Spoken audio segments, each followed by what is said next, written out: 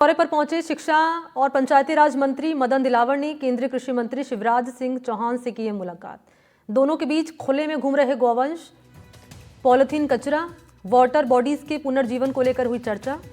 दिलावर ने सड़क दुर्घटनाओं, जनहानि, फसलों को हो रहे नुकसान के लिए आवारा गौवंश को प्रमुख कारण बताया। इसके स्थायी समाधान के तौर पर गौपालक योजना को पुनर्जीवित करने का सुझाव दिया।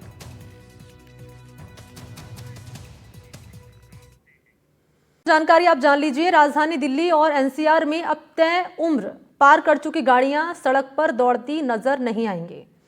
1 जुलाई 2025 से एंड ऑफ लाइफ व्हीकल्स नीति को लेकर सरकार ने सख्ती शुरू कर दी है। नियम क्या कह रहे हैं? नियम ये कह रहे हैं कि 10 साल से पुरानी डीजल गाड़ियां, 15 साल से पुरानी पेट्रोल गाड़ियां अब दिल्ली एनसीआर की सड़कों पर नहीं चल सकेंगे।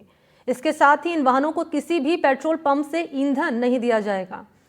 पंप संचालकों को निर्देशित किया गया है ये कहकर कि वो ऐसी गाड़ियों को पेट्रोल या डीजल ना भरें। जो ये बीजेपी गवर्नमेंट की तरफ से उठाया गया कदम है वो उसकी सराहना करते हैं हम, क्योंकि जो पेट्रोल प्रदूषण से मुक्त होकर हम इलेक्ट्रिक वाहनों की तरफ शिफ्ट होंगे, जिससे ये प्रदूषण जो लेवल है, जो प्रकृति को हर तरीके से जो नुकसान पहुंचा रहा है, उसे छूट मिलेगी। मैं आज मेरे पारिवारिक कार्य से दिल्ली जा रहा था। उसके बाद मेरे को सोशल मीडिया मैंने चेक किया। उसके बाद मेरे को पता चला कि दिल्ली में सरकार ने जो 10 साल से 11 साल पुरानी जो गाड़ियां हैं उन पे पेट्रोल डीजल की रोक लगा दी है। उस कारण अब मेरे को मेरे सफर को यहीं या फिर पोस्टपोन करना पड़ेगा। मेरे को वापस जाना पड़ेगा क्योंकि मेरी गाड़ी 10 साल से 11 साल पुरानी गाड़ी है और अब मेरे को पेट्रोल डीजल की आवश्यकता होगी तो मैं पेट्रोल डीजल कहाँ से भरवाऊंगा। आज से दिल्ली और एनसीआर क्षेत्र में एंड ऑफ लाइफ व्हीकल्स नीति सख्ती से लागू कर दी गई है। 1 जुलाई 2025 से अब कोई भी तय सीमा पार कर चुकी गाड़ी दिल्ली और एनसीआर क्षेत्र में नहीं चल पाएंगी।